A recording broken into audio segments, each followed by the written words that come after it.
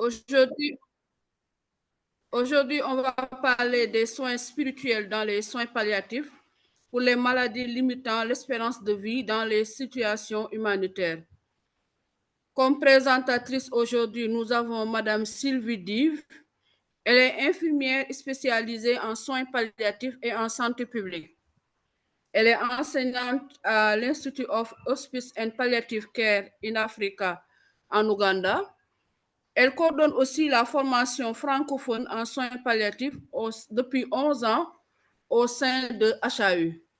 Elle participe à l'initiation et à l'expansion des soins palliatifs en Afrique francophone à travers la formation, le mentorat et la supervision. Donc, on laisse la parole à Madame Sylvie Dive pour 25 minutes qu'elle nous présente pour cette présentation. Merci. Sylvie, c'est à vous.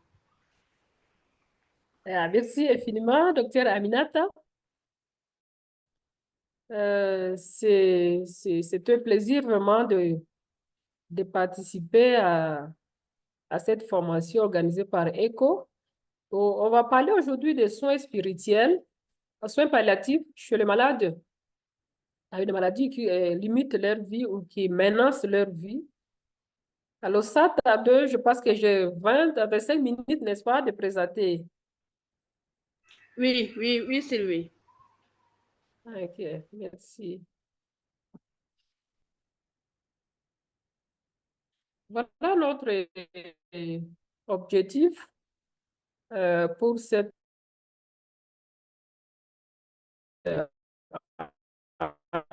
entretien de 20 à 25 minutes et puis nous aurons des questions. Et permettez-moi peut-être de désactiver les vidéos pour la stabilité de notre connexion. Voilà. Donc,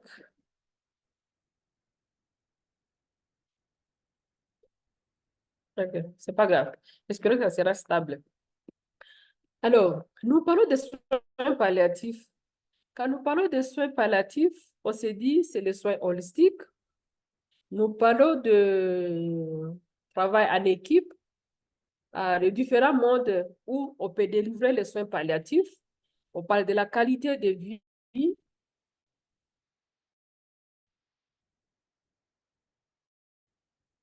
Alors, c'est un aspect très important. Nous l'offrons parfois sans le savoir, ou parfois nous essayons de louper. Mais en soins palliatifs, nous parlons de soins holistiques, on ne peut pas y échapper. Le facteur spirituel et religieux joue un rôle très important dans l'expérience d'un malade qui est en train de souffrir ou soit à phase terminale. Que voyez-vous devant vous? Même si vous ne répondez pas, c'est une dame. Je ne sais pas si elle vit dans une région où il fait froid. Et le chapeau, c'est à des replis, je ne sais pas. Il y a swag. La signification de swag peut être différente. Mais quand vous voyez son regard, ça vous dit beaucoup de choses. Elle est très loin de s'en passer. Et si vous lui demandez si elle a la douleur, il vous dira, je n'ai pas la douleur physique. Je n'en ai pas. Je n'ai pas de la douleur. Et pour trouver ce qu'elle souffre, il faut des temps. Il faut tisser la relation, soignant. Il faut qu'il puisse avoir confiance avec tout ce qu'il va partager avec vous. Donc, nous irons dans le niveau où nous parlons de la souffrance totale. Et là, nous voyons les différentes dimensions sur l'aspect spirituel, information, physique, émotionnel, qu'on peut aussi appeler psychologique, social. Émotionnellement, par exemple, anxiété peut y avoir un impact sur l'aspect physique, tel que la dyspnée. Ou soit, à cause de dyspnée, à cause de l'anxiété, il ne peut pas dormir. ou soit à cause de cela, il aura encore il aura des pensées pour se dire à quoi sert ma vie. Donc, c'est vraiment un cercle vicieux. L'un a l'impact sur l'autre. C'est pour cela notre dimension de l'évaluation des soins des malades doit être holistique. On ne peut pas seulement se limiter sur l'aspect physique. Donc, même quand vous allez dans un pays ou dans un service où on dit, voilà, nous offrons les soins palliatifs, la première évaluation est de voir, est-ce que c'est vraiment holistique? Est-ce qu'ils ont des médicaments pour soulager l'aspect physique? Est-ce qu'il est déjà qualifié pour s'en occuper de l'aspect émotionnel, de l'aspect social? Donc, tout cela équivaut pour que nous parlons de soins holistiques. Alors, les malades, on avait des professeurs qui disaient, écoutez les malades, ils vous donnent les diagnostics. Et cela demande du temps. Cela demande du temps pour tisser les relations avec les malades. Et dans tout cela, on se dit, bon, moi, j'ai bien maîtrisé la douleur. Il sera peut-être facile de maîtriser la douleur et d'autres symptômes. On se dit, combien est-ce que je connais mon malade? Combien est-ce que je connais mon malade? À quel niveau je le dis en anglais plutôt, mais quel est le niveau dont à quelle connaissance j'ai plus sur mon malade, de son état général? Parce que c'est là où vous allez retracer la dignité des malades. Quand vous entrez chez un malade, plus vous le visitez, il peut même vous ressortir son album. Il vous passe le message. Je n'étais pas comme ça. C'est ça ce que je fis. Mais voyez ce que je suis aujourd'hui. C'était un message, il est en train de passer. Donc, c'est facile peut-être d'autres aspects sociaux, OP, voilà. Mais pour l'aspect spirituel, émotionnel,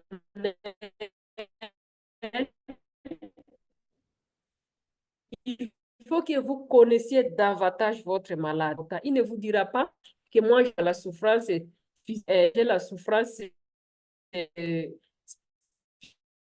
spirituelle. Il ne vous dira jamais. Il ne vous dira jamais. Il faut que nous connaissions notre malade. Nous allons parler de la spiritualité, de sa définition, de ce que nous comprenons et de la relation avec la spiritualité, le terme spiritualité et la religion. C'est dit que c'est un système de croyances personnelles, d'ordre et de sens qui nous donne le sens de la vie. Elle est à grande partie basée sur le visible et ça nous donne une réalité transcendante, souvent exprimée en relation avec Dieu, mais elle peut aussi être différente de la nature, musique, la famille, communauté, et quelles que soient les croyances, valeurs qui nous donnent essence et vie dans la vie. Ça, c'est selon Pachalski. Et Connell dit que la spiritualité met l'accent sur la relation d'une personne à vie elle-même qui se trouve liée à la personne. Et cela lui donne essence et but de son destin. Nous irons encore pour les gens qui se sont mis ensemble et elles ont trouvé leur définition à elles-mêmes pour dire que la spiritualité est l'aspect de l'humanité. C'est pour cela que en aidant une autre personne, il dit que c'est déjà un acte spirituel qui renvoie à la manière dont les individus recherchent, expriment essence et but et à la manière dont ils font l'expérience de leur connexion. Puisqu'on se connecte à ce qui est transcendant,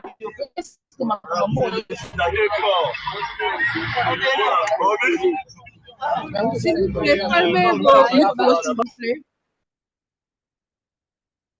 On se connecte à nous-mêmes, à l'environnement, à ce qui est visible.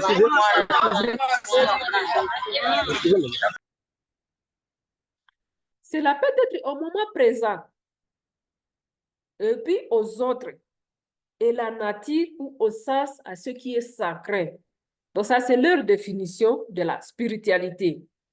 Chacune ou chacun d'entre nous interprétera la spiritualité selon sa propre culture. Nous sommes tous de différentes cultures.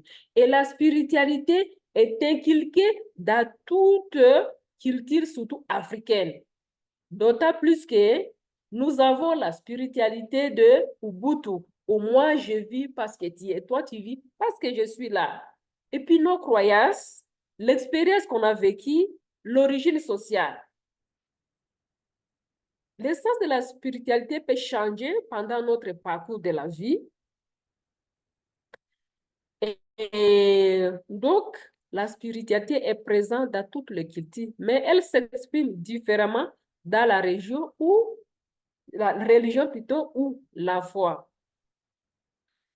Alors, quand nous parlons de la religion, il y a quand même une structure sociale où les gens se rassemblent, tel que le mot dit, c'est lié ensemble. Il s'agit d'un système de croyances plus structuré qui aborde des questions spirituelles universelles. Je sais que partout dans l'Église, dans le monde, les gens parlent toujours de l'amour. Donc, c'est partout, dans toute l'Église. L'amour est au centre de toutes choses. Ça fournit une base pour donner un sens de l'existence. Il y a des rites religieux constituent un moyen concret d'exprimer la spiritualité. Ça fait aussi base pour les uns, mais pas pour tout le monde. Et la religion nous donne des structures dans lesquelles se développe notre spiritualité. Ce n'est pas aussi pour tout le monde. Par exemple, 10 commandements, si nous sommes des chrétiens, des règles formelles, des 5 piliers islamiques, tout cela fait partie de notre religion. La différence, c'est que la religion et la spiritualité ne sont pas les mêmes concepts, ils se complètent. La plupart des personnes ont une vie spirituelle. Chacun a sa propre spiritualité. Même si vous fréquentez la même religion, la spiritualité est notre relation à Dieu invisible et se reflète dans notre vie. Cependant, ne dépend pas de notre religion. Donc, la religion et la spiritualité nous aident beaucoup à examiner notre vie, en donnant de réponses à des questions, donner aussi des réconforts personnels, et sens à l'avenir, une vie future dont nous nous attendons ou dont les autres ils ne connaissent pas. Donc, voilà un peu la différence que je voulais établir entre la spiritualité et la religion, car c'est très important. Alors, les éléments importants où nous nous basons sur l'évaluation, par exemple, les valeurs. Chaque famille a ses valeurs, chaque coutume a ses valeurs, chaque culture a ses valeurs, chaque religion a ses valeurs aussi, chaque pays aussi a ses valeurs, nos convictions, l'expérience, espoir, motivation, rêve, relations, nos émotions, tout cela constitue de différents éléments qui doit être évalué pendant notre évaluation spirituelle. Et je donnais juste l'exemple, par exemple, sur le valeur des croyances que nous inculquons dès la naissance, en grandissant, les gens qui nous entourent, la famille, nos enseignants. Mais les valeurs et les croyances changent sous le feu de la société. C'est-à-dire de grandir, nos pères de différentes pressions peuvent changer nos valeurs ou nos croyances. Mais ça détermine nos décisions. Les décisions dépendent plus de nos valeurs, de nos expériences, de nos passés, de nos motivations. Voilà, donc t'as d'autres. On peut avoir l'expérience négative ou positive dans la vie. Tout cela peut constituer à notre spiritualité. Bon, il faudra qu'on en parle un à un, mais on n'a pas le temps. Je veux directement passer à dire que la religion, non. Je disais que la religion est le mode de transport. La religion est le mode de transport et la spiritualité change à tout moment. Voilà. Et souvent, le malade que vous trouvez à douleur spirituelle se pose beaucoup de questions. On se dit, on se retrouve presque mis dans cet état-là. Qui suis-je? On se demande à quoi je vais dédier maintenant. De quoi s'agit-il? Il y a des questions qui vont toujours revenir. Et souvent, on n'a pas de réponse à de telles questions. Devant la souffrance, devant la mort, Parfois, on n'a pas de réponse concrète à donner. Donc, pourquoi cela arrive maintenant? Il y a tant de questions on peut noter. Alors, il y a des manifestations, par exemple, émotionnelles que vos malades peuvent présenter, et même physiques aussi. Des douleurs ne seront jamais maîtrisées. Vous allez des piliers 1, ça les change. Pilier 2, pilier 3. Mais qu'est-ce qu'on peut donner? Tant que vous n'avez pas encore touché l'aspect spirituel, ou soit si vous ne faites pas une bonne évaluation, les malades resteront toujours dans la douleur spirituelle. Vous verrez l'anxiété, les malades ne dorment pas. Il a peur de l'inconnu. Est-ce que je serai pardonné? Est-ce que Dieu est là encore pour moi?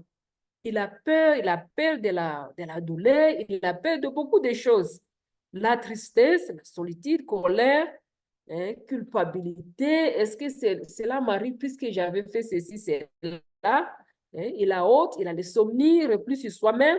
Parfois, il devient même hostile. Donc, il y a beaucoup de manifestations que les malades peuvent présenter à cause de la douleur spirituelle. Comment peut-on l'évaluer? Hein? Il y a eu beaucoup d'écrits, mais je préfère celle de Monte à 1993, où vous pouvez les modifier comme vous voulez. Les malades essaient de chercher le sens de la vie, avoir besoin de recevoir et de donner l'amour, avoir besoin de sentiments de pardon et d'acceptation, rechercher l'espoir, avoir besoin d'être écouté avec respect, dignité, besoin de confiance, d'exprimer ses croyances telles qu'elles y passent et de valeurs personnelles, besoin de pratiques spirituelles qui peut être communion, je ne sais pas, qui peut être la prière d'une manière personnelle, il l'avait, ça peut être prière avec jeûne. Donc, tout cela constitue comment nous pouvons déjà grader les différents niveaux de la douleur spirituelle. Alors, dans l'évaluation, il y a de nombreuses questions qu'on peut poser, mais de l'outil de dossier, ça semble plus pratique, lié un peu aux différents éléments que nous avons énumérés plus haut. Qu'est-ce qui vous donne sens à votre vie? Différentes réponses aussi. Quelle est la chose la plus importante ou plus puissante dans votre vie que vous voulez peut-être voir? J'aimerais peut-être que ma fille se marie à ma présence. Ou si je devais faire voilà, si je devais voyager dans le lieu que j'ai toujours rêvé, qu'est-ce qui vous apporte la joie, la paix dans votre... Voilà la manière dont mes enfants me parlent, bien que je suis par terre. Même si la guérison physique n'est peut-être pas possible, qu'est-ce qui vous aiderait à guérir sur le plan émotionnel ou spirituel? Il y a de différentes réponses. Quelle importance accordez-vous à l'adoration d'une puissance supérieure ou à Dieu? Ce n'est pas très important pour le moment. Quelles sont des formes de culte qui vous aident plus à ces moments? C'est alors, vous verrez, par exemple, en Afrique, les malades disent que j'aimerais rentrer chez moi pour dire adieu à ses ancêtres. Il y a des petites maisonnettes que les gens construisent. Il y a des petits trucs que les gens vont faire. Les malades vous demandent, je vais rentrer chez moi. On est en hôpital, parfois on ne comprend pas pourquoi les malades demandent que la chose la plus importante que j'aimerais faire, et voilà, à ce moment. La prière ou toute autre pratique que nous ne savons pas. Voilà, ce sont des questions qu'on peut poser chez les malades pour évaluer ce douleur spirituelle. Et alors, chez les enfants, on a peur parfois, puisqu'on s'est dit on va provoquer des craintes et des réactions émotionnelles à laquelle peut-être on ne sait pas comment se défendre, on ne sait pas comment les gérer. Mais examiner les seuls espoirs, les rêves de l'enfant, le volet, l'essence de sa vie, et le rôle de la prière, si c'est la prière, juste d'aller de croyance. Et puis, qu'est-ce qu'elle comprend de la mort? En écoutant leur histoire, on peut identifier certains de leurs peurs et de leurs besoins. Il y a des malades qui diraient, voilà que l'enfant qui vous dit, je vais mourir, mais je peur que ma mère, qu'elle deviendrait ma mère. Les enfants peuvent parler des êtres vivants magiques ou des anges, des choses comme ça. Ça vous dit qu'ils comprennent là où c'est va. Parfois, ils ont peur, puisque on est cliqué dans le sens où on dit que Dieu peut punir. C'est un grand homme qui se tient dans le ciel avec un bateau. Donc, quand vous faites mal, il peut vous punir. Alors, papa peut se demander que cela m'arrive puisque moi, j'ai tapé sur ma petite sœur, voilà, où j'avais volé quelque chose, je n'ai pas pu renoncer, voilà, de différentes choses que l'enfant peuvent vous le dire. Établir les relations importantes de l'enfant avec Dieu, les membres de sa famille, mais n'allez pas sans la permission des parents, puisque leurs besoins varient de l'âge en fonction de leur âge. L'accompagnement spirituel chez l'enfant, ça consiste à accepter leurs doutes, croyances et leurs valeurs, à répondre aux préoccupations de l'enfant. Je me dis, par exemple, un enfant qui a perdu sa mère à bas âge, il aura besoin de l'amour inconditionnel. Donc, quelqu'un qui prend soin d'elle. Elle a tout trouvé. À certain âge, le besoin sera aussi différent. Il y a le pardon, par exemple, les enfants qui sont au-delà de 5 ans, qui comprennent déjà le mal et ce qu'il a fait de tort, et voilà. La sécurité, l'espoir, la solitude, la séparation avec l'être cher, par exemple, famille ou leur père. Donc, répondre à leurs préoccupations, mais en fonction de leur âge et leurs besoins diffèrent. Avec l'autorisation de la famille, orienter l'enfant vers les prestataires de soins spirituels culturellement acceptés. Expliquez-lui l'état. Quand vous référez les malades, par exemple, chez un conseiller, je dirais, religieux, c'est bien que vous lui expliquez quand même, vous lui donnez quand même état général de l'enfant ou même de la personne adulte, qu'il comprenne ce que c'est et il saura où attamer. Dans plusieurs cas, trouver quelqu'un qui est formé dans l'accompagnement spirituel des malades. Puisque sinon, on se retrouve devant des choses trop dramatiques parfois en Afrique. Alors, chez les adultes, les interventions doivent être basées sur le résultat de l'évaluation. On ne sait pas si ça sera vers gauche, on ne sait pas si ça sera vers gauche et vers droite. L'objet d'une discussion avec les patients et faire l'objet d'une discussion avec les patients et en fait s'assurer que vos plans sont adaptés à ces besoins spécifiques. N'allez pas en dehors de ce que les patients vous a planifié ou quoi. C'est vraiment un accompagnement spirituel. C'est d'être ni devant, ni derrière, mais avec les malades. Puisque si vous allez tort sur de ce plan, vous allez le perdre. Et puis les soins spirituels sont centrés sur la personne. Ils doivent être acceptés tels qu'ils sont, avec bienveillance et sans jugement. À plusieurs cas, on a besoin de compréhension, apathie, écoute sans jugement pour aider ces malades. Ils peuvent avoir pendant la communication, pendant l'écoute de communication verbale ou non verbale, où vous comprenez. Mais si vous avez la compétence de communication, vous aiderez les malades, puisque c'est le moment où il va réfléchir, le moment où il va revenir sur des expériences passées, où il va essayer de comprendre de différentes choses, tous ces soucis, et vous l'écoutez, vous essayez de l'orienter avec le malade. Ne le laissez pas, mais vous l'accompagnez dans le sens où il avait. Donc, nous avons parfois tendance à donner de fausses promesses pour dire que ça va aller.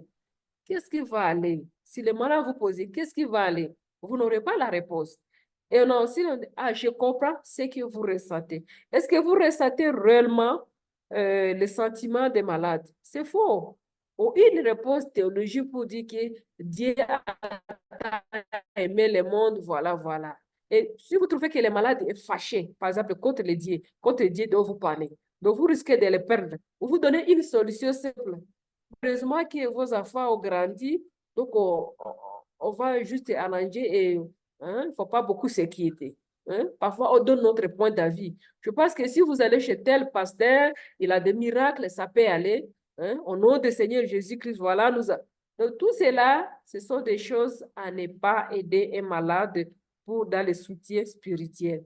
Il faut emboîter les pas du patient et pour que vous planifiez ensemble tel qu'il veut. Parce qu'on peut avoir un malade musulman, mais pendant cette souffrance et la crise qu'il a, il demande d'aller vers l'église de réveil ou vice-versa. Donc, dans tous les sens, mais aller selon la volonté du patient. Nous continuons à écouter l'histoire de la personne.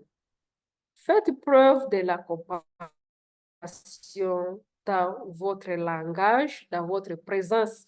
Évitez de donner des réponses ou des conseils qui ne vont pas vous aider, qui ne vont pas aider les malades.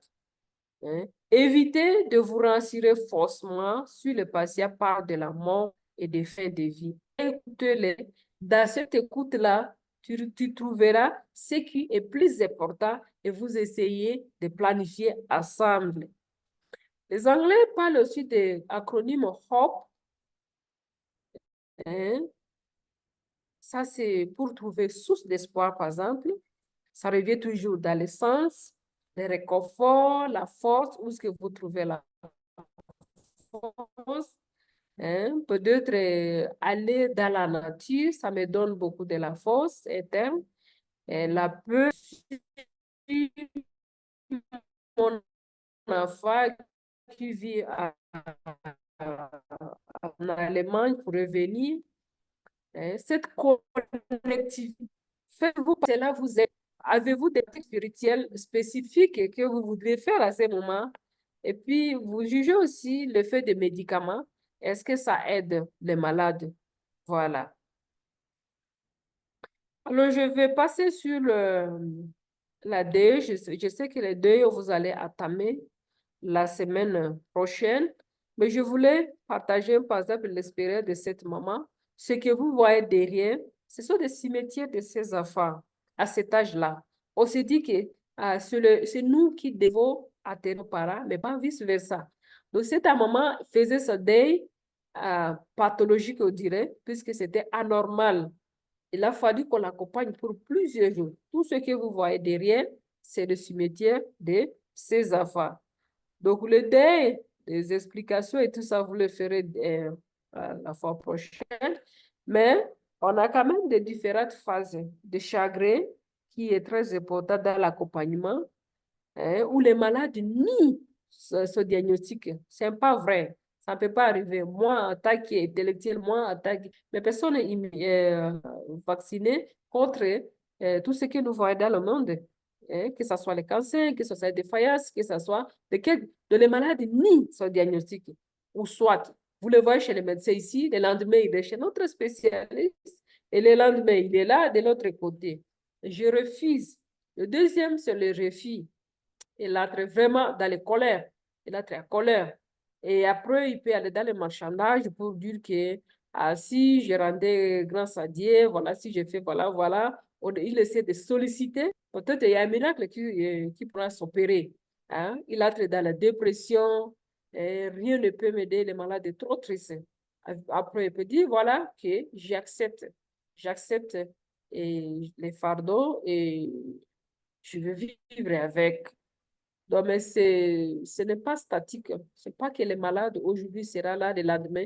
Il y a des malades que vous trouverez, vous l'avez trouvé déjà au niveau de l'acceptation de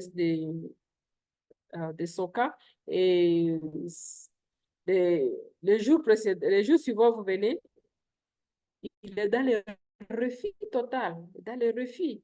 Hein? Il est en colère. Donc, c'est à vous d'aider les malades pour qu'il arrive à paix à lui-même. Mais ce n'est pas statique. À vous de reconnaître à quel stade il est et comment les soutenir malgré tout ce qu'ils peuvent présenter. Donc, ce n'est pas statique. C'est Elisabeth Kubla qui a beaucoup écrit sur les deuils et puis les chagrins. Voilà. Alors, je voulais conclure en disant que personne évite la souffrance, personne évite la maladie, et devant des souffrances spirituelles, souvent, on n'a pas de réponse. Et devant la culpabilité que les malades vous présentent, parfois, on n'a pas de réponse, on ne peut que les accompagner. Et le malade a besoin de trouver un sens à sa vie, selon le plan que vous allez rester avec lui, besoin de recevoir l'amour, besoin de donner cet amour, de pardonner, de se sentir pardonné aussi et avoir l'espoir pour le futur. Il y a Fraki Victor qui a écrit que personne est détruit par la souffrance, mais il est plus détruit par une souffrance sans signification. Donc, quand la personne trouve le sens dans tout ce qu'il est en train de vivre, il est mieux fort, il est plus fort. Et dans les soins palliatifs, parfois, vous trouverez les différents niveaux de la spiritualité des malades. Il y a des malades que vous trouverez vraiment, il est au niveau 1. Hein? Il y a des niveaux D. Là, il fait des recherches partout par là pour trouver le sens dans sa vie. Donc, il est à l'église, voilà, le lendemain, il est là. Ça, ce n'est que normal. Il y a ceux qui sont comme les adolescents dans leur spiritualité. Il y a ceux qui sont comme les gens à peine. Donc, il m'arrive, j'accepte et je suis là. Donc, ce sont des différents niveaux de la spiritualité, mais on ne va pas aller plus dans cela. Donc, essayez de ramener nos malades où les malades vous disent que je sens ma douleur s'apaiser. Je n'étais pas sur un lit de l'hôpital. J'étais sur un lit de prière, difficile de passage, dévié faisable. Je pleurais, c'était des larmes de défoulement. La maladie peut prendre mon corps et ne prendra pas mon esprit. C'est grand la mort, c'est plein de vie dedans. Je vous quitte maintenant, rassasié de jour, et le malade vous dit au revoir. Je pense que vous avez pu m'aider jusqu'à la fin.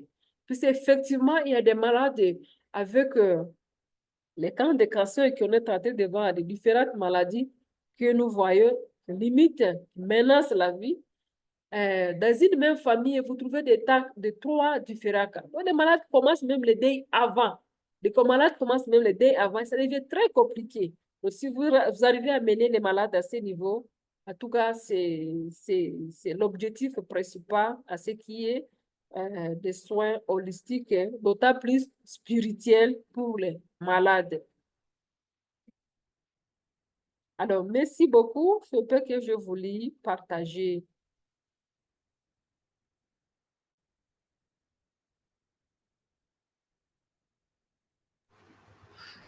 Merci beaucoup à Sylvie. C'est vraiment instructif.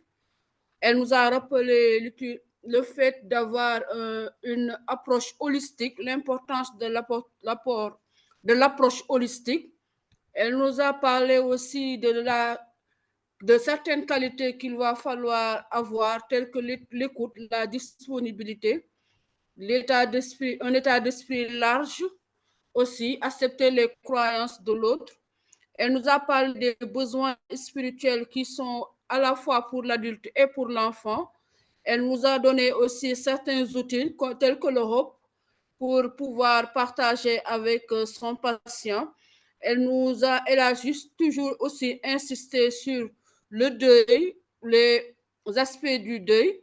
Elle a un peu anticipé pour le prochain cours. Maintenant, on vous laisse la parole pour des questions ou bien des commentaires. Merci beaucoup. Et les micros sont ouverts pour tout le monde.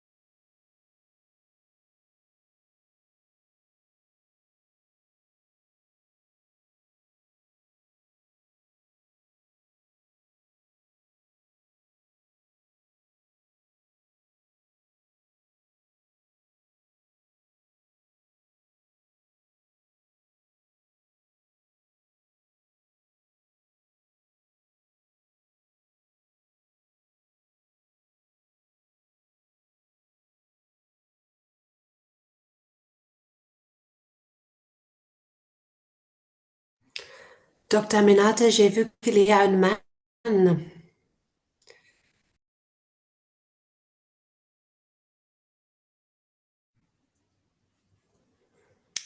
Si vous voulez poser les questions, je pense que ça va.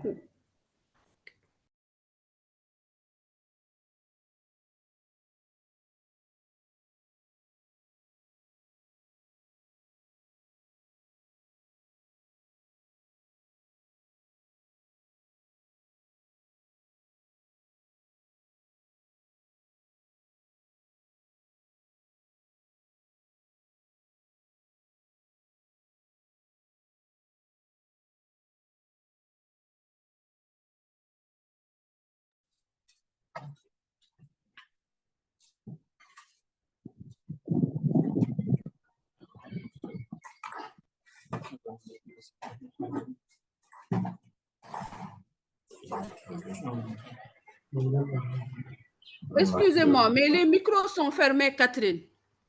Les micros sont fermés. Oui, je ne sais pas pourquoi c'était fermé, mais c'est ouvert Voilà. maintenant. Voilà, d'accord. On laisse la parole à... On n'a pas le nom, mais ils ont le micro ouvert. Ils sont 3. À Malachi Zanga. Voilà, vous avez la parole. Ok, bonjour à tous. Bonjour. Merci pour cette présentation. Notre préoccupation se situe par rapport au contexte de la spiritualité et la dépression.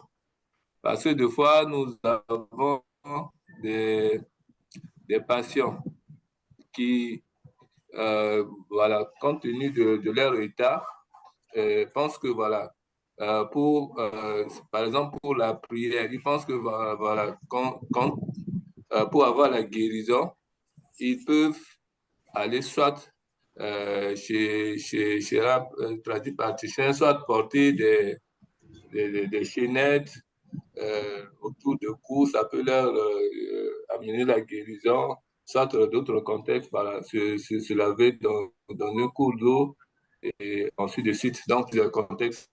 Bon, par rapport à ça, est-ce qu'on pourra mettre beaucoup plus ça sur le compte de la spiritualité ou c'est beaucoup plus, on peut parler de soit de la dépression dans cet état de cause.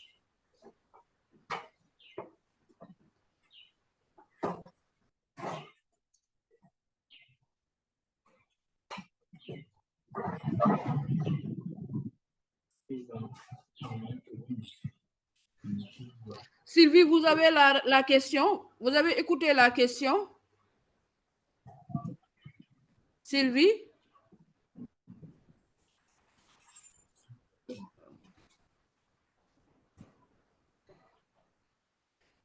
Sylvie? Je pense qu'on a des problèmes avec les micros. Catherine, est-ce que vous m'avez... Je cherche une solution maintenant. Je pense que Sylvie, je ne sais pas si elle a écouté la question. Je ne vois pas Sylvie maintenant. Je ne sais pas s'il y a un problème avec la connexion. Je vais voir encore. D'accord.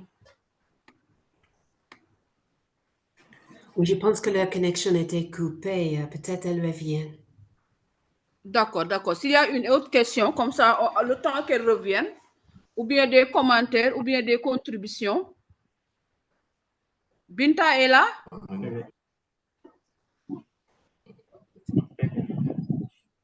Merci beaucoup pour la question. On va en reparler tout à l'heure quand elle sera là. On va noter ça. Et s'il y a d'autres questions, s'il y a des commentaires par rapport au cours d'aujourd'hui. Oui. Bonjour à tout le monde d'abord. Oui, allez-y. Je suis avec Dr Malachi. Je réponds au nom de René, je suis infirmier. Je remercie beaucoup Dr Madame Sylvie pour sa présentation. Moi, ma question, c'est est-ce qu'on peut avoir un outil pour une évaluation sur la spiritualité? Parce que on voit, il y a nos patients qui présentent des besoins de spiritualité.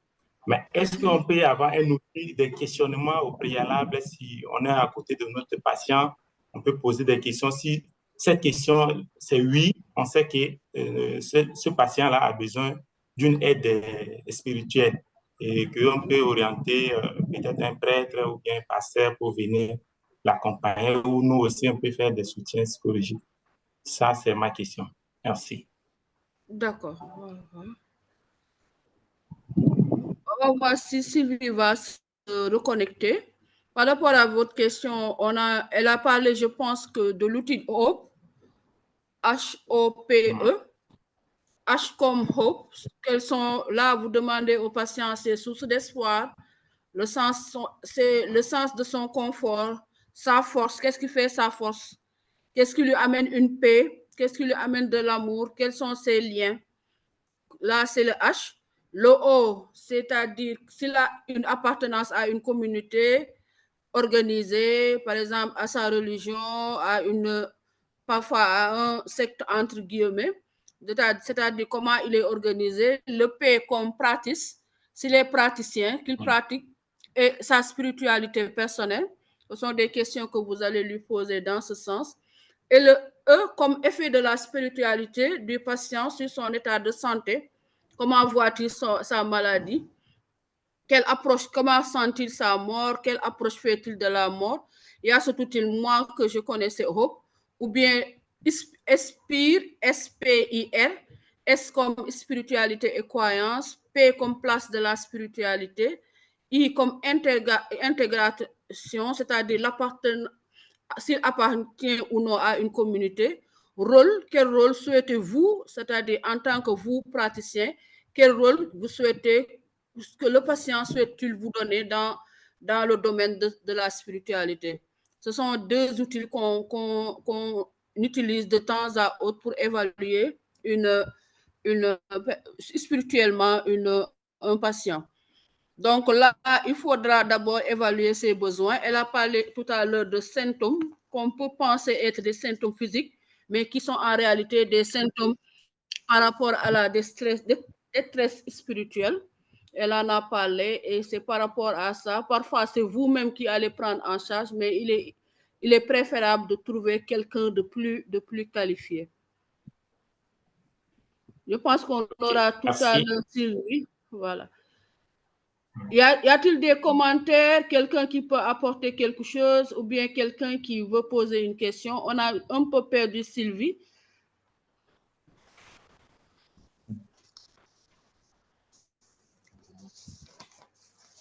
Binta? Binta, vous êtes là? Bonjour tout le monde, bonjour docteur. Oui, oui, je suis là. Ok, je pense qu'on a un peu perdu Sylvie. Oui, oui. Et voilà, et je pense qu'il est préférable de passer au cas clinique. Ensuite, on va le temps de rejoindre Sylvie. Comme cela, on va regrouper un peu les questions. Voilà. Oui. Voilà. On va essayer de passer au cas clinique. Oui. Madame Sylvia est de retour. Regrouper toutes les questions. Voilà. Qui fait le cas clinique? Sylvia?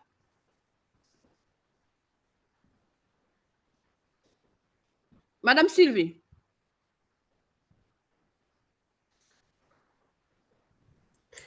Elle est en train de faire la connexion maintenant. OK. D'accord, c'est bon. J'ai coupé la vidéo pour améliorer le son. D'accord, c'est bon. Docteur Aminata, c'est docteur Dassouza qui fait le cas clinique. Oui, docteur Dassouza, vous êtes là? Docteur Dassouza?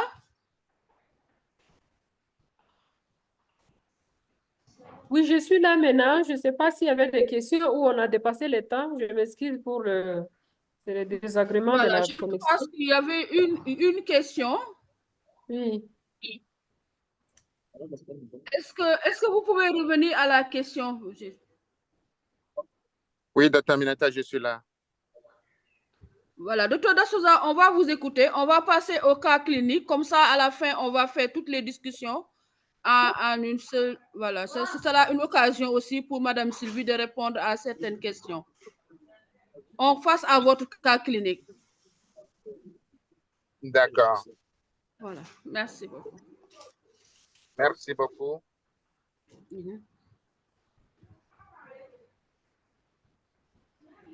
C'est Catherine qui va partager pour vous. Je pense qu'aujourd'hui, on a des problèmes de connexion. Oui, oui, c'est ça. Mais je peux partager mon écran un moment. Oui, on a des problèmes de connexion aujourd'hui.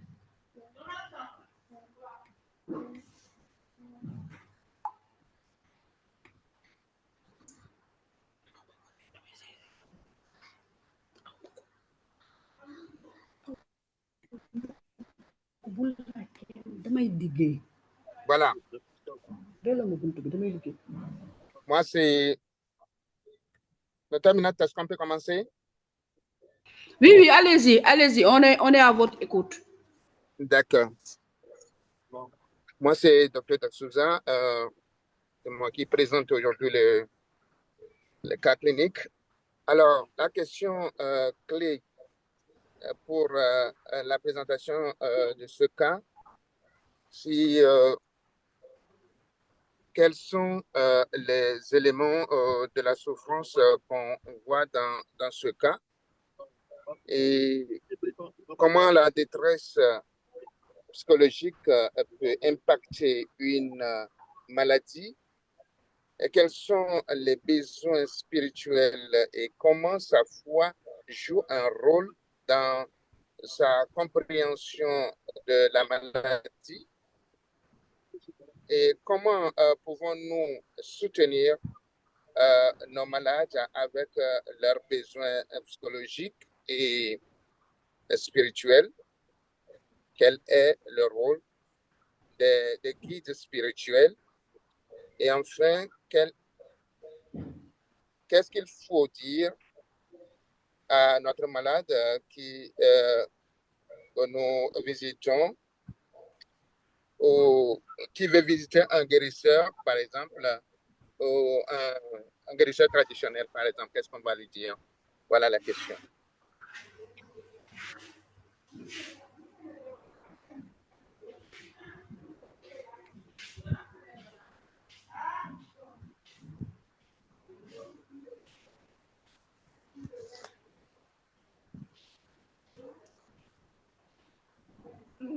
Donc, je pense qu'on a raté un peu le début de votre présentation. Là, sur l'écran, il y a l'âge 45, une femme. Est-ce que vous pouvez un peu revenir? Je pense qu'on n'a pas très bien suivi le début. On a juste été, je ne sais pas pour les autres, mais nous, on a juste vu les questions que vous vous êtes posées.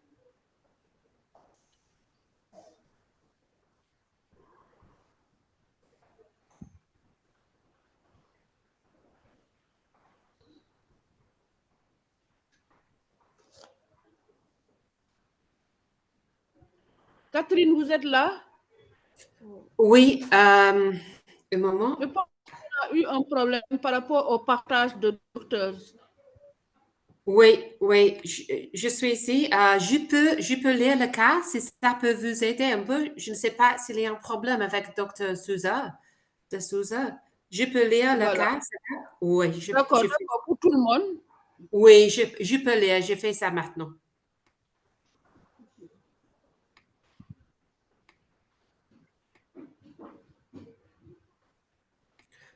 OK, nous avons écouté la question pour cette cas.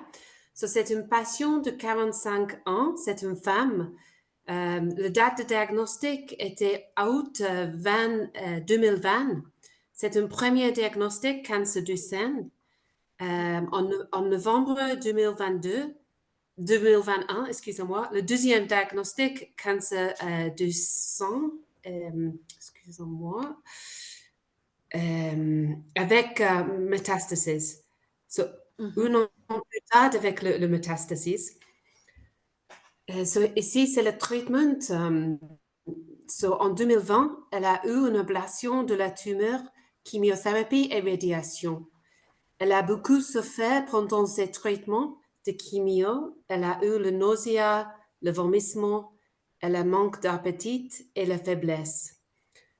Elle croyait qu'elle avait été guérie, mais elle a été suivie avec son médecin tous les 3 mois.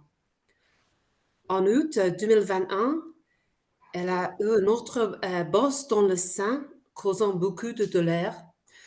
Une deuxième biopsie était négative pour le cancer. C'était un diagnostic d'inflammation. Elle a eu le douleur. Elle était sous morphine, release prolongée et tramadol. Et malgré les antalgiques, la douleur n'a cessé avec l'enflure. Elle est allée pour un deuxième avis. L'évaluation de la douleur et des symptômes. Elle commence avec un traitement de tramadol, mais n'arrive pas à dormir à cause de la douleur. Elle a toujours la douleur pendant la nuit. D'abord, elle avait peur de la morphine, mais après a trouvé que sa douleur a diminué avec le posologie de 5 mg chaque 4 à 6 heures. Le plaie tumeur, elle a eu un plaie tumeur fongique avec une mauvaise odeur et un changement de pansement tous les jours. Elle a eu aussi la constipation, la nausée et la faiblesse. Et elle a resté au lit presque toutes les journées. Elle dit qu'il y a des feux d'une fleur qui aident avec la douleur. Ici, ce sont les préoccupations psychosociales et familiales. Elle était mariée avec 4 enfants. Le plus jeune a 4 ans. Elle doit se déplacer pour son traitement ainsi que pour l'accès à la morphine. Elle reste avec ses amis, mais elle s'ennuie de sa famille et chez elle. Son mari est bien éduqué et a un travail important. Elle est extravertie et a beaucoup d'amis. Elle s'inquiète du coût de ses traitements. La communication. Elle parle anglais, français, serré, j'espère que ça se va, et wolof. Elle est éducatrice. Elle a eu une mauvaise expérience à l'hôpital et elle en a eu peur. Les médecins lui ont dit que si elle fait la chimio, ils vont faire une deuxième chirurgie. Elle ne veut pas à cause des effets secondaires. Son mari et ses amis lui ont dit qu'elle doit refaire le chimio. Et les préoccupations spirituelles. Elle est une chrétienne. Elle croit en Dieu et qu'il peut la guérir. Elle croit qu'elle doit garder sa foi et l'espoir. Elle est une personne très positive qui aime beaucoup encourager les gens. Quelqu'un qui est bien aimé pour beaucoup de monde. Elle était une personne qui aime être active et elle croit que si elle meurt, elle ira au paradis. Et le besoin psychosocial, elle s'ennuyait quand elle est seule. Pour s'encourager, elle lit la Bible, écoute de la musique et prie alors que nous avons prié avec elle. Son état détérioré et elle n'est plus capable à manger.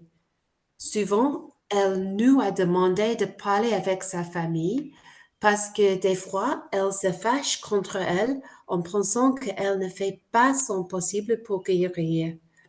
L'équipe a eu une réunion avec sa famille. Toute la famille est en détresse parce qu'elle ne peut pas accepter qu'elle soit en train de mourir. L'équipe prend du temps pour écouter la famille.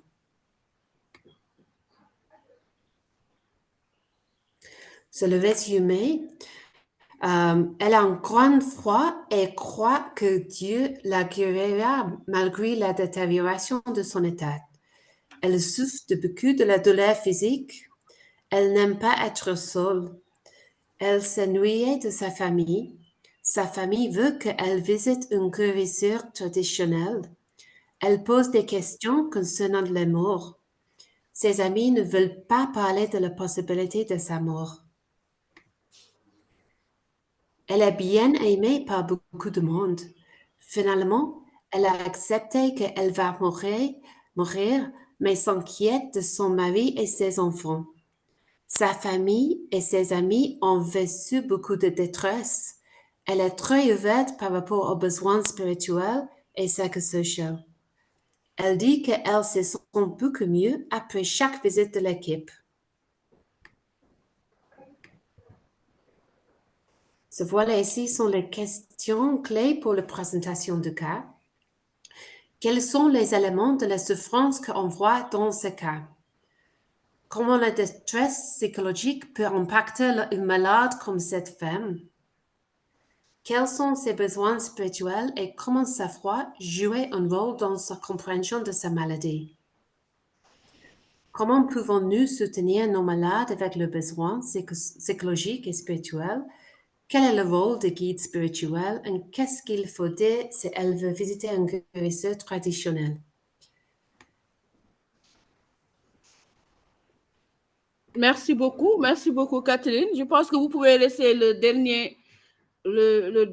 la dernière partie, comme ça au moins ça va nous guider. On est à l'écoute de la classe par rapport aux questions. Qu'est-ce que vous en pensez? Quels sont vos avis là-dessus? Voilà, le dernier diapo, ça nous permettra un peu d'en discuter.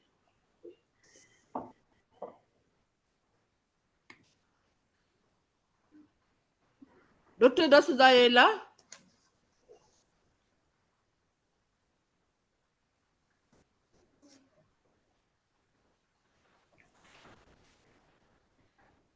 Quel est le problème aujourd'hui? Soit vous êtes trop calme, personne ne parle, ou bien vous avez comme moi des problèmes avec l'audio. Aminata, moi je pense qu'ils peuvent aborder n'importe quelle question, ça d'aller systématiquement, n'est-ce pas?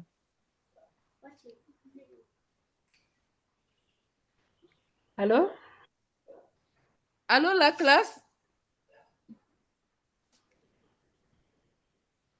Oui, docteur Aminata. Oui, je vous entends. Je disais s'ils peuvent aborder n'importe quelle question, ça d'aller systématiquement. Oui, c'est bon. On peut aborder toutes les questions. On n'est pas obligé d'y aller on peut aborder toutes les questions si vous voulez.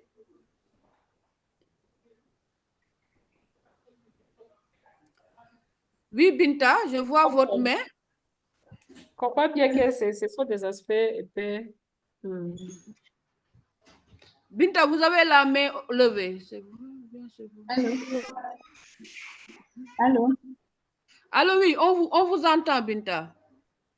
D'accord, merci beaucoup à nos présentateurs. C'est un sujet très intéressant et très riche. Et malheureusement, ça fait partie des aspects souvent qui sont laissés en rade dans notre prise en charge.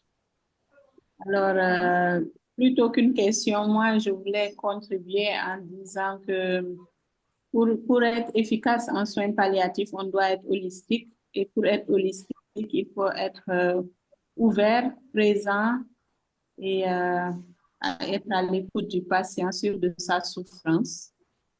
Et le côté spirituel, il faut pas venir avec des préjugés ou bien afficher un certain jugement. Il faut vraiment savoir accepter l'autre. Parce que si on sait que nous, on a des problèmes avec telle ou telle croyance ou obédience, ce serait compliqué d'être efficace en soins palliatifs. Alors, nous devons être, comme je disais tout à l'heure, ouverts et nous devons pouvoir accepter l'autre pour pouvoir sentir sa souffrance et pouvoir voir comment l'accompagner dans ces moments difficiles. Merci. Merci beaucoup, Binta, pour votre contribution. Est-ce qu'il y a quelqu'un d'autre qui veut contribuer ou bien répondre aux questions? Il y a une question qui est très importante ici en Afrique. Et je pense que nous tous, en tant que personnel de santé, on est un peu habitués à ce genre de questions. Quel est le rôle des guides spirituels? Quel rôle jouent-ils pour tous ceux qui sont là? Est-ce que vous avez eu à être confrontés à ce genre de situation? Et qu'est-ce que vous faites avec les guides spirituels? Comment est-ce que vous arrivez à prendre en charge vos patients avec aussi l'impact qu'a ces guides spirituels?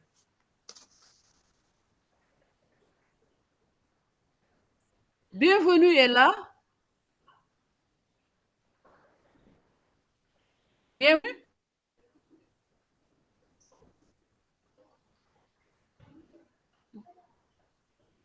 J'ai l'impression qu'il n'y a pas grand monde aujourd'hui. Tout le monde se tait. Quel est le problème?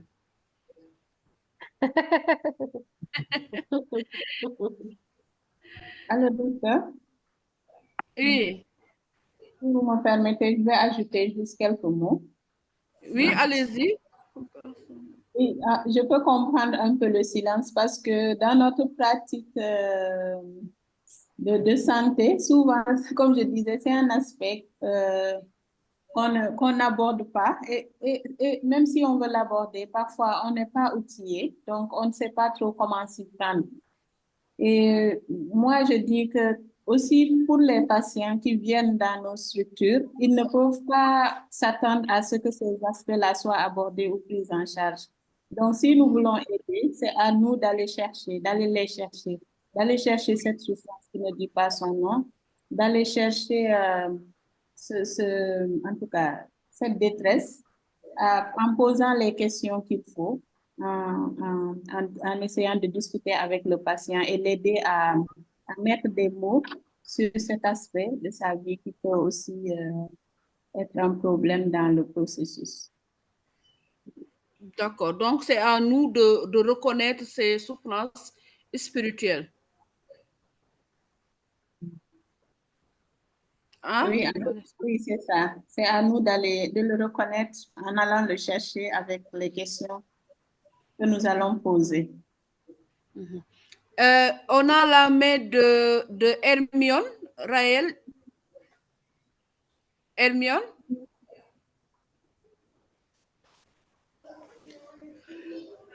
Hermione, vous avez levé la main. Sylvie? Oui, je voulais ajouter que, je voulais aussi ajouter que d'être spirituel a beaucoup de liens avec la souffrance psychologique. Quand vous essayez de voir ce que les malades présentent psychologiquement et avec le détresse spirituelle, vous trouverez que c'est presque la même chose. C'est presque la même chose. Donc, c'est pour encourager quand même, si on ne peut pas poser toutes les questions, posez quand même une question malade qui peut vous orienter vers d'autres aspects de la souffrance. Mais par exemple, chez ces malades numéro 3, là où on a posé, quels sont les besoins spirituels de ces malades? Je serais satisfait si quelqu'un nous le donnait quand même un élément, puisque je sais que le temps est contre nous. En fait, ils ont encore le temps. On a pratiquement une vingtaine de minutes devant nous. Mais c'est aussi vite, hein, si on garde du silence. Oui, oui. Moi, je suis tentée de poser, de désigner quelqu'un par hasard. Il y a Hermione qui dit qu'elle a un problème avec le son. Ok, elle peut écrire alors. Si vous avez un problème avec le son, vous pouvez écrire. On va lire sur le chat.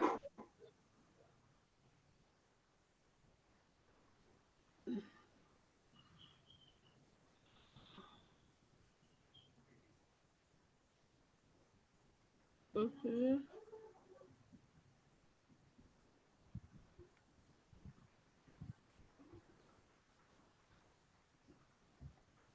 Ils disent qu'il n'y a pas de son. Il y en a qui demandent si on peut réactiver le micro.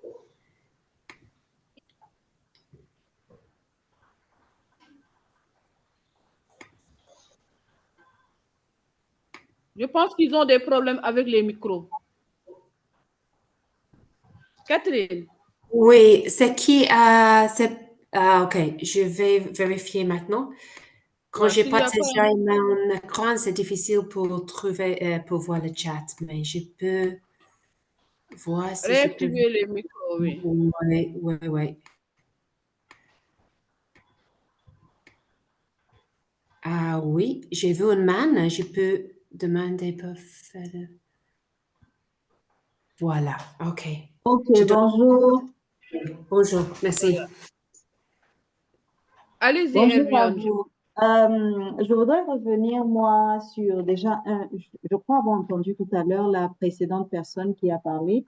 Elle a dit que c'est un peu la même chose entre la santé, entre l'aspect psychologique et spirituel, si je ne me trompe pas. Pour ma part, c'est deux éléments distincts qu'il ne faut pas mélanger. Ils sont certes constitutifs des dimensions de l'humain, mais il ne faut pas les mélanger. C'est comme si on dirait aujourd'hui que on va juste prendre l'aspect psychologique en charge et on ne va pas prendre l'aspect somatique ou bien l'aspect médicamenteux en charge. C'est deux éléments distincts mais qui se complètent.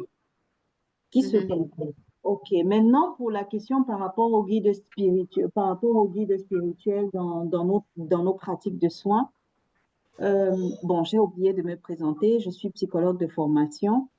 Moi, j'ai souvent vu, heureusement ou malheureusement, des patients qui demandaient et dont la demande n'était pas forcément prise en charge.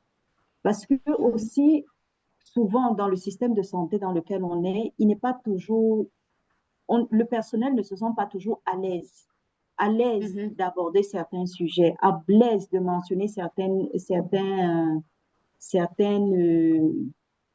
sujets, si je vais le dire comme ça. Donc, on ne met pas en pratique souvent, on ne prend pas en considération cette dimension spirituelle, pas parce que le patient ne le demande pas toujours, mais parce que nous-mêmes, on n'est pas forcément à l'aise de mentionner cet aspect. Et c'est ça qui peut faire la différence. Souvent, on a des patients qui viennent. Et le guide spirituel, moi, je continuerai en disant, le guide spirituel, c'est pas forcément le prêtre qui va venir de son église, le pasteur qui va venir de son église, je sais pas, l'imam qui va venir. Mais c'est parfois, on a tous un système, on a tous une relation à quelque chose qui peut continuer d'exister au travers de nos amis, au travers des frères ou des sœurs avec qui on partage cette spiritualité en commun. Donc, on n'a pas forcément, à mon sens, besoin d'appeler le prêtre ou le pasteur ou l'imam, mais de pouvoir continuer, de pouvoir avoir cette pratique, si on en a envie, si le patient juste il en a envie. Merci beaucoup, Hermione. Je pense que vous avez cerné beaucoup de problèmes. C'est vrai que c'est pas seulement le religieux. Par exemple, si vous avez un pays comme le Sénégal, il y a le marabout qui est à côté. Et parfois, le pouvoir est beaucoup plus immense que ceux des religieux. Merci beaucoup. Si quelqu'un d'autre a une contribution, ou bien si Sylvie, vous voulez ajouter quelque chose? Oui, je voulais réagir à ce que Hermione a dit. Effectivement, la dimension psychologique et spirituelle n'est pas la même chose, mais la manifestation est presque la même. C'est ce que je voulais dire. Il y a aussi des questions pour moi, peut-être que, je ne sais pas jeter hors de la connexion. Voilà, il y a quelqu'un qui avait demandé s'il y a des outils qu'on peut utiliser pour évaluer nos patients et pouvoir dire s'ils ont besoin d'un support spirituel ou non. Il y a quelqu'un qui avait posé cette question. Il y en a des outils, mais le premier outil est nous-mêmes.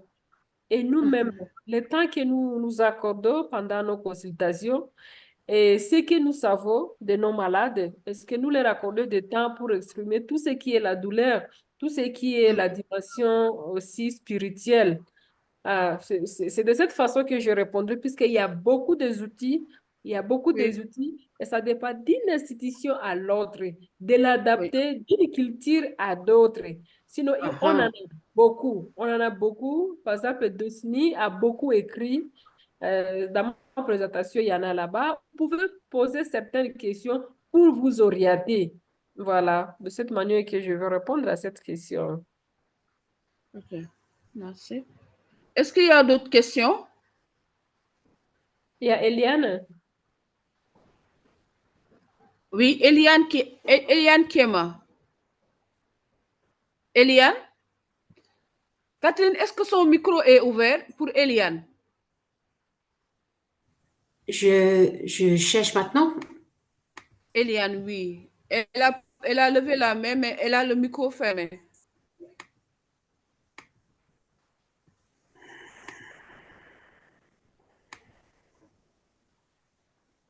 Vous pouvez aussi ouvrir, je pense que docteur, comme vous êtes co-host. Comment?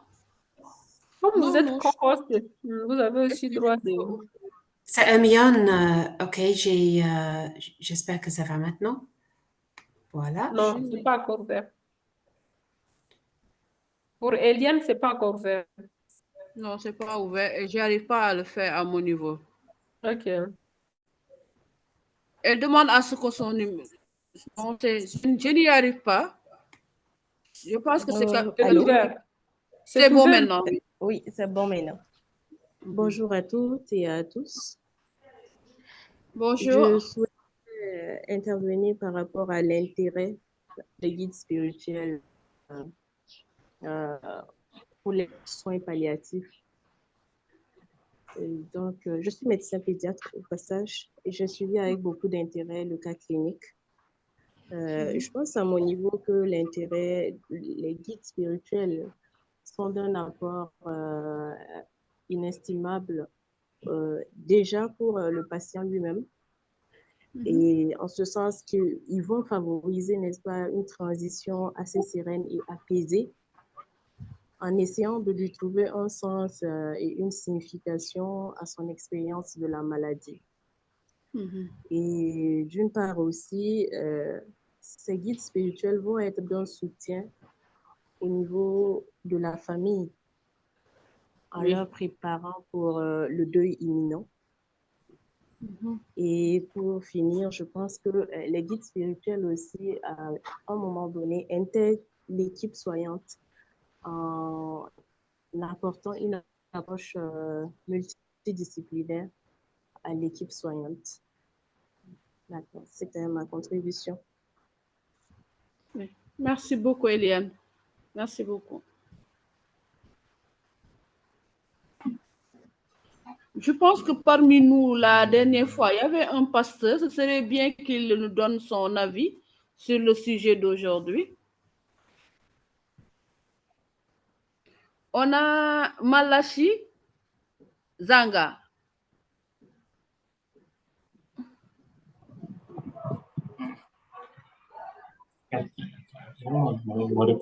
Oui, je suis là. Oui, allez. Voilà. Vous aviez une question au début. Est-ce que vous pouvez reprendre la question? Sylvie est là. Oui, là, il y a une partie qui est déjà répondue, c'est que la question était que deux fois les signes spirituels, comme a été décrit au début, sont en parallèle à ceux de la dépression. Par exemple, un patient qui dit, bon voilà, qui veut soit faire la prière, porter des chaînettes pour avoir la guérison, voilà, utiliser d'autres choses. Par exemple, voilà, mettre des colliers pour avoir la guérison. Donc, c'était pour savoir comment peut-on faire cette différence-là pour attacher soit à une dépression ou soit savoir que c'est de la spiritualité. Mais il y a une partie qui a été déjà répondue. Donc, D'accord, d'accord. Merci. D'accord. Sylvie, vous avez eu la question? Je n'ai pas bien suivi. Je n'ai pas bien suivi, mais elle me dit, par exemple, il y a des malades qui portent des différentes choses sur leur cou. Ça peut être au niveau des bracelets. Pour eux, ça contribue à leur guérison. C'est ça? Oui. Oui. Alors, quel est notre avis par rapport à cela? C'est ça la question? Oui, En oui, fait, voilà. c'est ça. Voilà. Alors, bon, j'aborde ça d'une manière différente. Quand un malade vous dit que moi, je voulais être guéri, ou apportant mes chapelets, ou apportant, je ne sais pas, n'importe quoi, tout ce qu'il vous dira, l'essence, si ça ne me dérange pas dans mes soins et je comprends ce qu'il m'explique, je lui laisse de faire ce qu'il veut. Puisque ça lui donne un sens. Ça lui donne un sens. Et j'ai aussi l'habitude de lui demander quelle est la guérison dont elle parle. Nous, on peut être sur le différent plan d'avis, au différent d'avis, quand on parle de guérison. Pour un malade qui vomit, par exemple, qu'il cesse de vomir, il dit que je suis guéri. Pour un malade, par exemple, qui va bientôt mourir, voir ses affaires pour lui dire je suis guéri. Donc, il faut bien comprendre le niveau de la guérison dont le malade vous parle.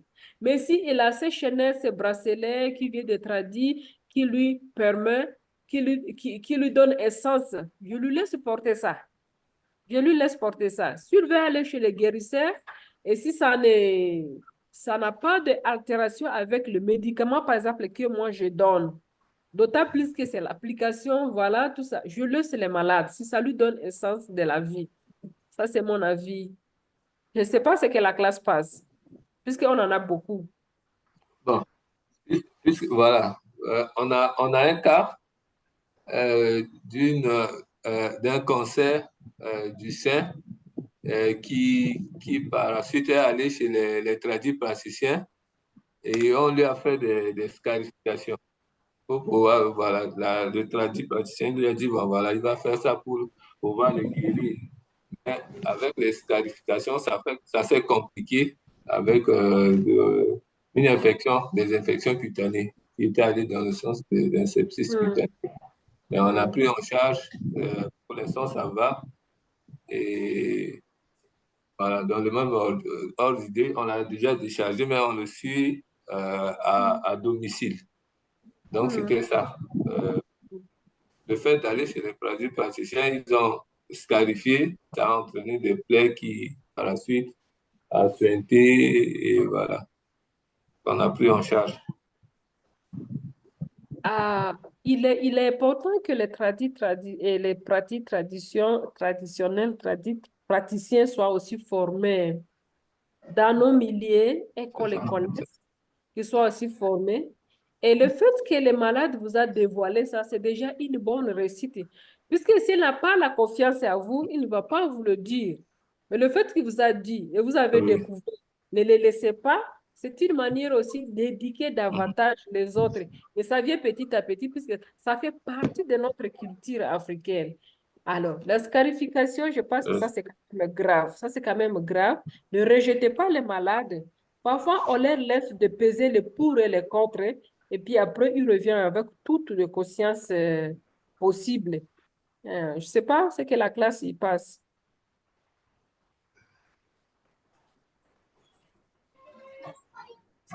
Donc, pour compléter, je pense qu'on pourra partager aussi ce dossier parce que la patiente en question, c'est la femme à un pasteur qui est allé d'abord à la capitale consulter. Bon, apparemment, on ne lui a pas dit grand-chose, on lui a dit seulement que voilà, tu peux retourner, on ne peut rien faire. Mais après, quand on lui a expliqué sa maladie, elle a compris. Et là, on est en train de le suivre à domicile avec les antibiotiques pour calmer la douleur. Voilà. Voilà. C'est un plan psychologique aussi. Voilà. Je pense ici qu'on a aussi l'importance des soins palliatifs qui est mise en jeu. Parce que c'est ce qu'on faisait d'habitude, on disait, une fois le diagnostic posé, on disait au patient, on n'a plus rien à faire avec vous. Quand on dit ça à un patient, il va chercher autre chose. C'est normal qu'il aille chercher autre chose. Maintenant, le fait que vous lui parlez maintenant, vous lui dites qu'il y a toujours quelque chose à faire, vous lui expliquez, peut-être qu'elle sera un peu plus ouverte. Mais quand on dit à quelqu'un, il n'y a plus rien à faire, c'est normal qu'elle cherche. Et c'est dans ces cas qu'ils vont se remettre au marabout ou bien à certains charlatans aussi. C'est vrai aussi.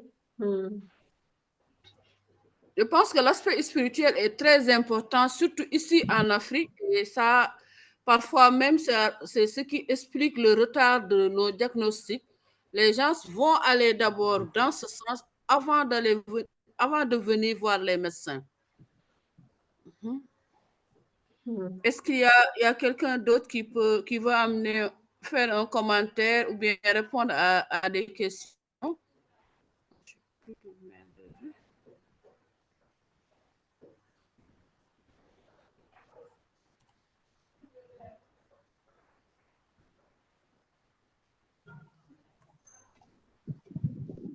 Il y a quelqu'un qui demande la différence entre la spiritualité et la dépression.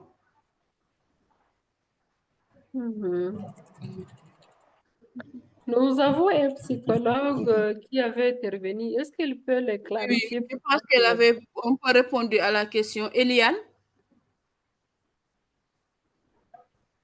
Eliane, vous êtes là?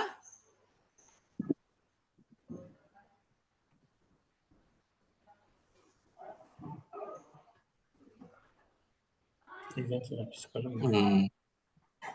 pense que c'est une question à laquelle on avait déjà répondu. Oui, on avait déjà répondu. Oui, je pense qu'elle a déjà répondu à ça. Oui.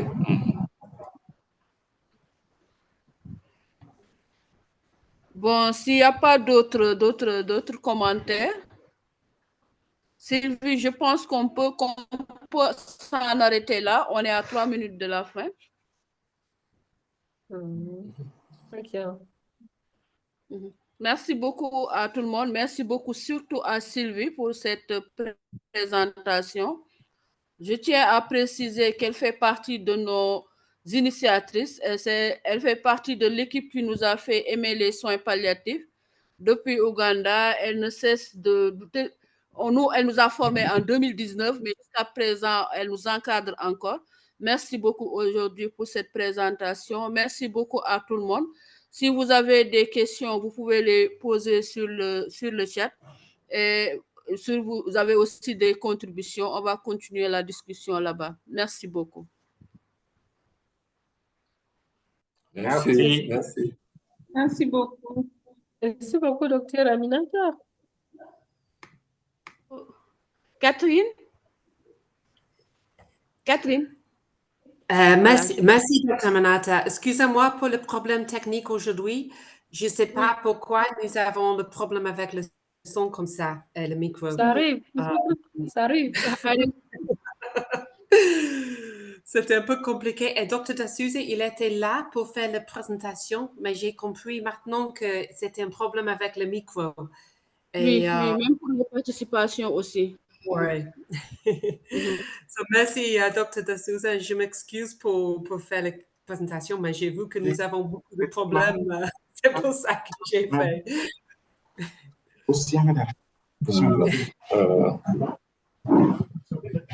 à tous. Merci à tout le monde.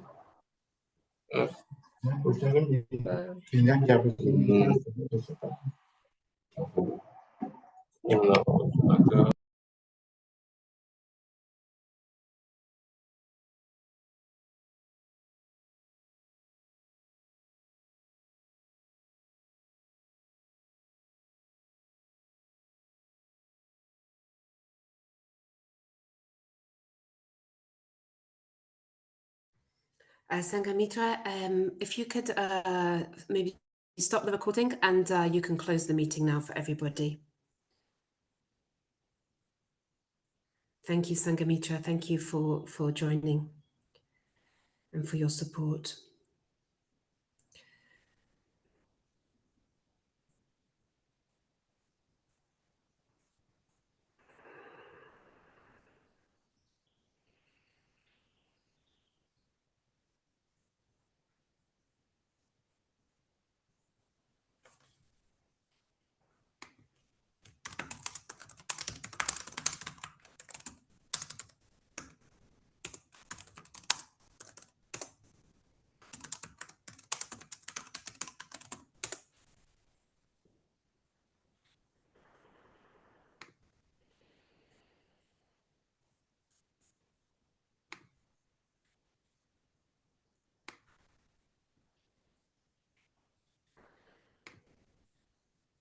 Hi, Catherine.